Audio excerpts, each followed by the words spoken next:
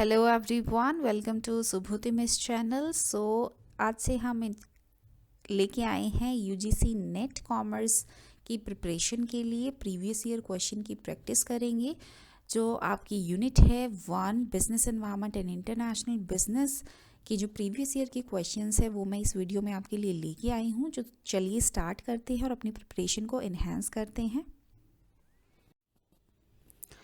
So question है आपका, विच of the following is the apex decision making body of WTO। सो ये question आपका आया हुआ है यूजीसी नेट सितंबर 2024 शिफ्ट 2 में। Business environment and international business is your subject.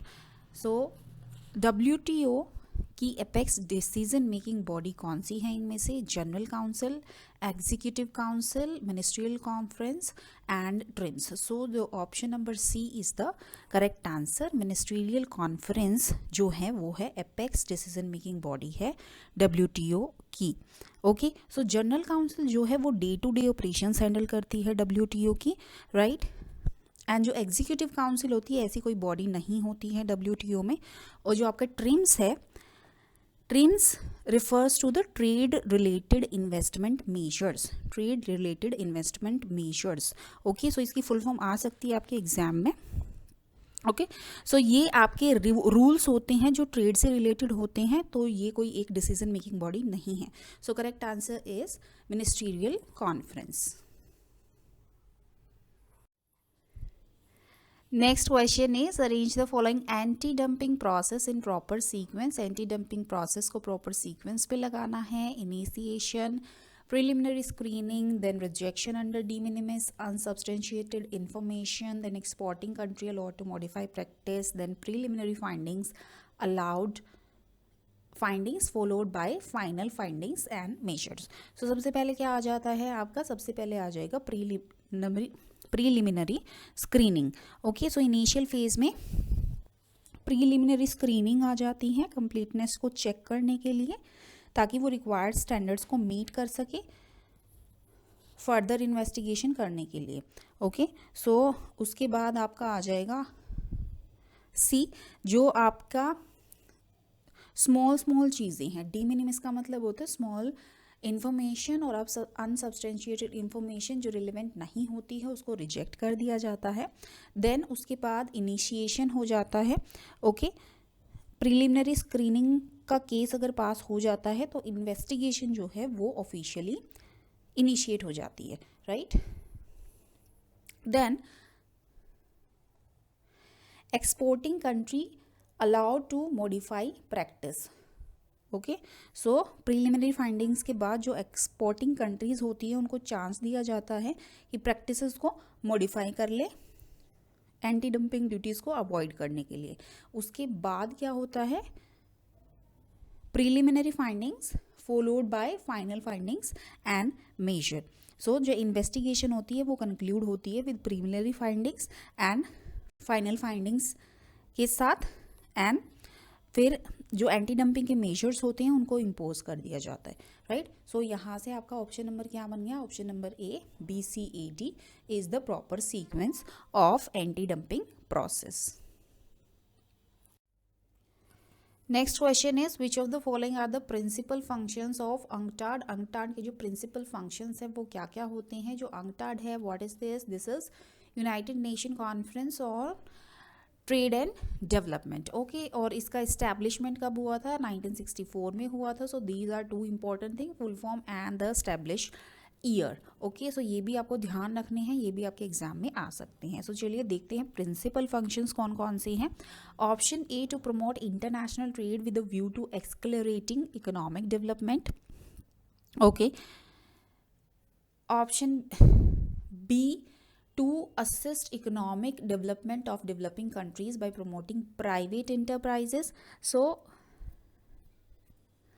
and C1, the negotiate multinational trade agreement। multinational trade agreement को negotiate करने में इसका काम होता है। to make proposals for putting its principles and policies into the effect। so proposal put करता है ये अपनी पॉलिसीज़ और प्रिंसिपल को इफेक्ट में लेके आने के लिए। सो यहाँ पे जो ये वाला ऑप्शन है कि प्राइवेट इंटरप्राइजेस को अंकटाड प्रमोट करता है, so this will this is not the principal function of UNCTAD. So option number A, C and D.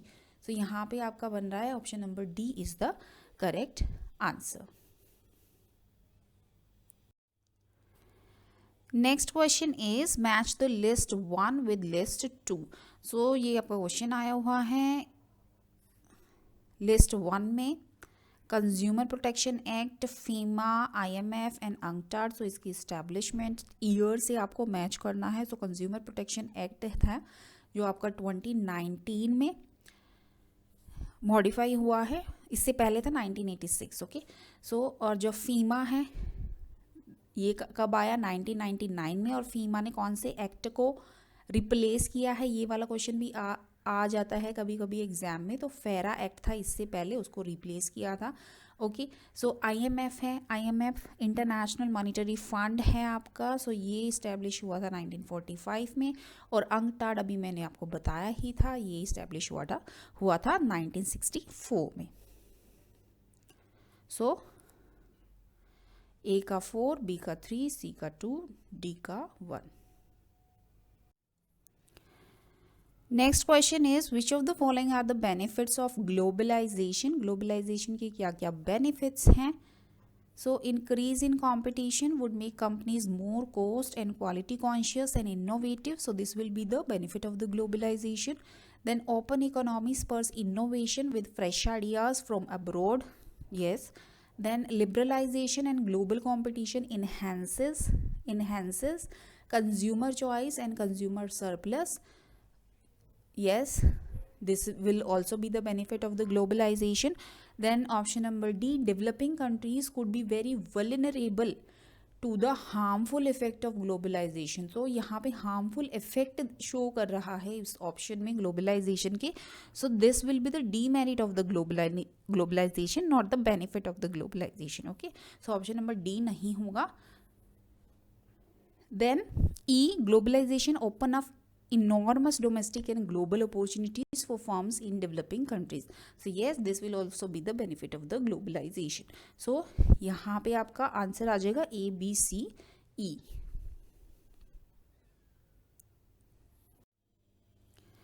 Next question, which of the following are included under EPRG framework of internationalization. So internationalization का framework होता है एक EPRG. So इसमें options दे रखे हैं आपको 5, इसमें से कौन कौन से include होते हैं. ओके. इकोसेंट्रिज्म, इथनोसेंट्रिज्म, पॉलीसेंट्रिज्म, रीजियोसेंट्रिज्म एंड जियोसेंट्रिज्म. जो आपका इकोसेंट्रिज्म है ये नहीं होता है. ठीक है. सो EPRG, E मतलब इथनो, P मतलब poly, then R means regio, then G means geo. Okay. जो इथनोसेंट्रिज्म होता है उसमें क्या होता है कि जो कंपनी होती है, द कंपनीज की जो होम कंट्री होती है वो अपनी होम कंट्री की कंपनी को ही बेस्ट मानती है और जो भी उसकी प्रोडक्ट्स और प्रैक्टिसेस होते हैं उसी को ही वो फॉरेन मार्केट में इम्पोज कर देती है. ठीक है. That is ethnocentrism. Right. Then polycentrism क्या होता है. पॉलीसेंट्रिज्म जो होता है वो लोकल ब्रांचेस को ऑटोनॉमी दे देती हैं. ठीक है. ताकि वो लोकल कल्चर और लोकल जो आपकी प्रेफरेंसेस होती हैं उनको अडेप्ट कर ले. Okay. This is polycentrism. Then आपका आ जाता है रीजियोसेंट्रिज्म. रीजियो में क्या होता है कि जो कंपनीज होती हैं वो कंट्रीज का ग्रुप बना लेती हैं जो सिमिलर मार्केट कैरेक्टरिस्टिक्स की होती हैं.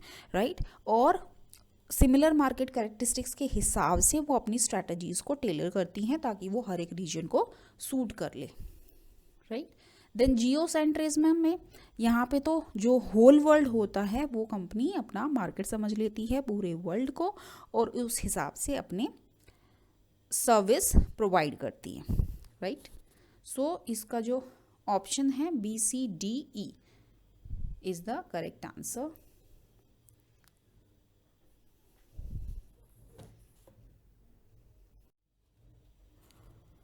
Next question is arrange the following strategic decisions in international business in proper sequence. Proper sequence में लगाना है international business के decision को. So market selection decision, international business decision, entry and operating decision, international organization and HR decision, then marketing mix decision. So सबसे पहले आपका आ जाएगा international business decision, then market selection decision, okay, then after that entry and operating decision, then the company will take marketing mix decision, and after that your international organization and HR decision. So this will be the proper sequence. So option B, A, C, E, D will be the correct answer.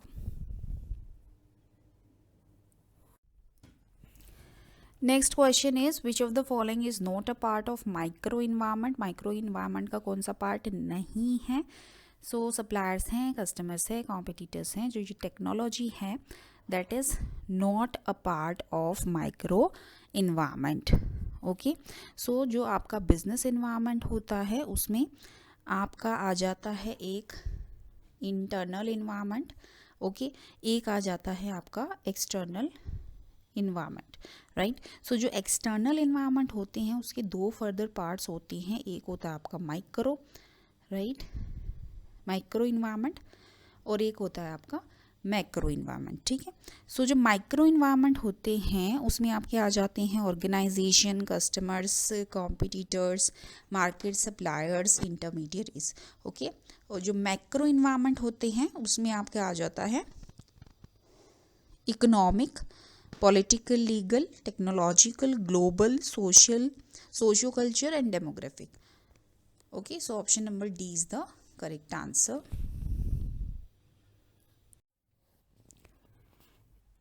Question is which of the following are different types of dumping. So dumping के different types होते हैं. सो इनमें से कौन कौन सा type है जो डंपिंग का है. सो persistent dumping है, predatory dumping is also the type of dumping, then sporadic dumping is also the type of dumping, then option D, nomadic dumping is not the type of dumping. So option number A, B and C is the correct answer. So जो आपकी persistent dumping होती है वो continuous basis पे होती है, continuous long term selling होती है in a foreign market at a lower price than in the domestic market. Predatory dumping क्या होती है. प्रीडेटरी डंपिंग टेम्पररीली बेसिस पे होती है जब कंपनी टेम्पररीली अपने जो कॉम्पिटिटर्स हैं उनको मार्केट से आउट करने के लिए अपने प्रोडक्ट के प्राइसेस को लो कर लेते हैं, और जब कॉम्पिटिटर्स चले जाते हैं तब प्राइस को दोबारा से रेज कर लेते हैं. ठीक है. स्पोरेडिक डंपिंग क्या होती है. स्पोरेडिक डंपिंग जो है वो ओकेजनली होती है. ओके, ओकेजनली होती है ये. मान लो अगर कंपनी के पास बहुत ज़्यादा सरप्लस में प्रोडक्ट है या स्टॉक है, ठीक है, तो उसको सोल्ड आउट करने के लिए स्पोरेडिक डंपिंग जो है कंपनी अपनाती है. ठीक है. So A, B, C are the different types of dumping. Question is which of the following is not a feature of capitalist economy. Capitalist economy का कौन सा फीचर नहीं है. Right of private property, freedom of choice to consumers, government interference, then high level of competition. So option number C, government interference is not a feature of capitalist economy. Question is match the list 1 with list 2. So right to safety, right to be assured, right to be informed, right to be heard. So जो consumer protection acts है उसमें consumer से related जो rights है वो आपके यहाँ पे दिए गए हैं. Okay, so right to safety क्या हो जाएगा. Consumer had the right against the market of goods, products और services which are hazardous to life and property. Okay, and the right to be heard क्या हो जाएगा. राइट टू बी हर्ड, अगर consumer कोई complain करता है तो appropriate commission उसको सुनेगी, कंसीडर करेगी. So that is consumer have a right to be assured that their interest will receive due consideration at appropriate commission. Okay, then right to be informed. Right to be informed क्या हो जाएगी. Consumer को right है कि वो product या service की price का, स्टैंडर्ड का, क्वालिटी का, क्वांटिटी का, पोटेंसी का, प्योरिटी का उसके पास राइट है, वो जान सकता है. Okay, then right to be assured क्या हो जाएगा. Consumer has the opportunity to choose from a wide range of products at a reasonable rates. So A will match with 1, B with 4, C with 2nd and D with 3rd.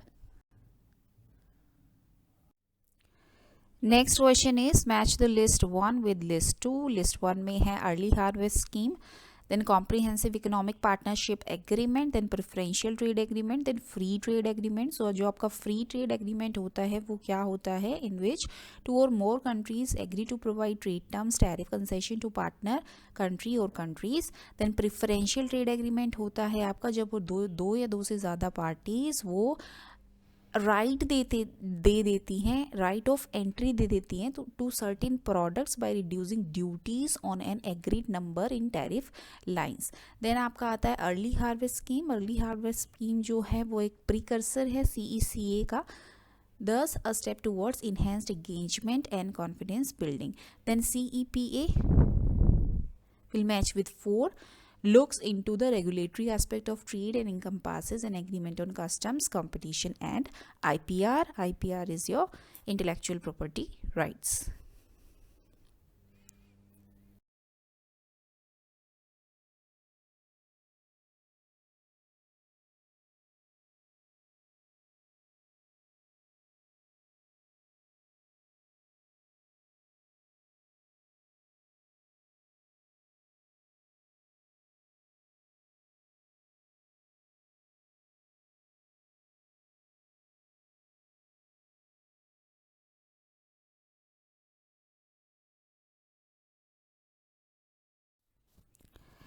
Question is, WTO in its 8th ministerial conference adopted a decision allowing members to waive the provisions of Article 2. Article 2 जो related है इसका वो है most favored nation treatment से related of the GATS to allow the granting of preferential treatment of services and service supplies to which country, कौन सी countries include हुई थी. Okay so यहाँ पे adjacent countries, non nuclear countries, then least developed countries, then SAARC countries. So जो option number C least developed countries is the correct answer. So जो आपकी 8th ministerial conference हुई थी WTO की वो हुई कब थी? 2011 में हुई थी. जो इसका आर्टिकल 2 है वो किससे रिलेटेड है? मोस्ट फेवर्ड नेशन ट्रीटमेंट से. और ये कौन सी कंट्रीज से रिलेटेड है? ये रिलेटेड है लीस्ट डेवलप्ड कंट्रीज से. Next question is, the tool that International Development Association IDA uses to address impact of severe natural disasters, public health emergencies by providing extra finances is known as. So ऐसा कौन सा tool है जो IDA use करती है natural disasters, public health emergency को public health emergency की condition में एक्स्ट्रा फाइनेंसेस प्रोवाइड करती हैं? तो ऐसा कौन सा टूल यूज़ करके IDA ऐसा करती है? So option number C crisis response window. So crisis response window एक टूल है IDA का जिससे वो एडिशनल फाइनेंसेस कंट्री को प्रोवाइड करती है जो कि नेचुरल डिज़ास्टर से इफ़ेक्ट होती हैं और सीवियर पब्लिक हेल्थ इमरजेंसी से इफ़ेक्ट होते हैं. Okay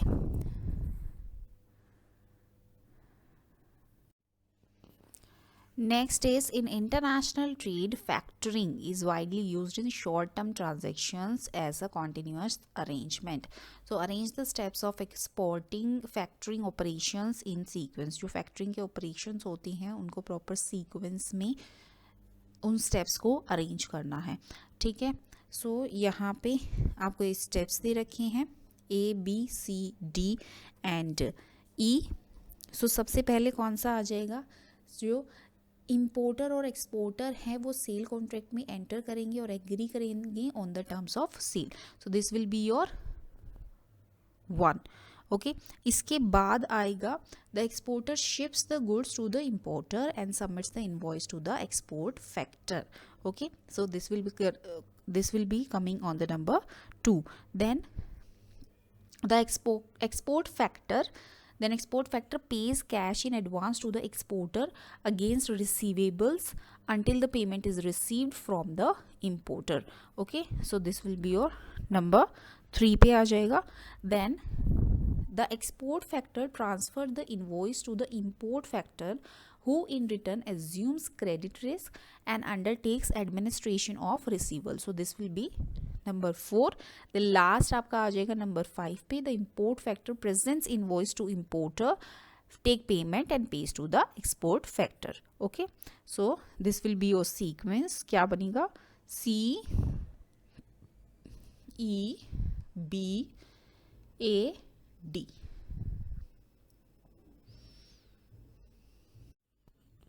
Next is in WTO terminology, subsidies in general are identified by boxes. Domestic support measure considered to distort production and trade, which is defined in Article 6 of Agriculture Agreement falls into which box? So जो agriculture agreement है article 6 में define किया गया है तो वो किस किस बॉक्स से रिलेटेड है? So this is related with your amber box. Option number A is the correct answer.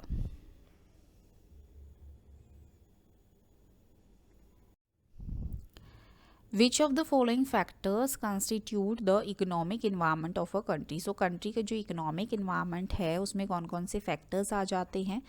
So economic environment में आपका आ जाएगा financial system, आपका आ जाएगा, then economic policies आपकी आ जाएंगी, देन आपका आ जाएगा structural equilibrium. So option, so यहाँ पे आपका बन रहा है A C and E.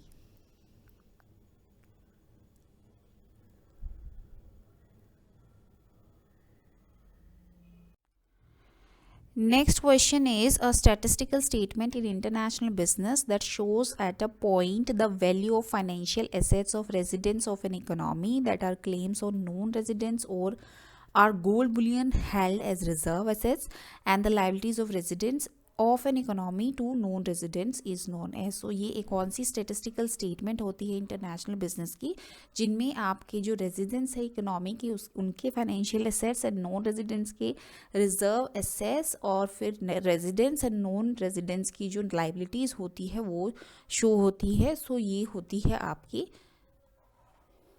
option number D, the international investment position. This is your statistical statement. Option number D is the correct answer. So thank you so much. If you like the content, please do like, share and subscribe my channel. Thank you.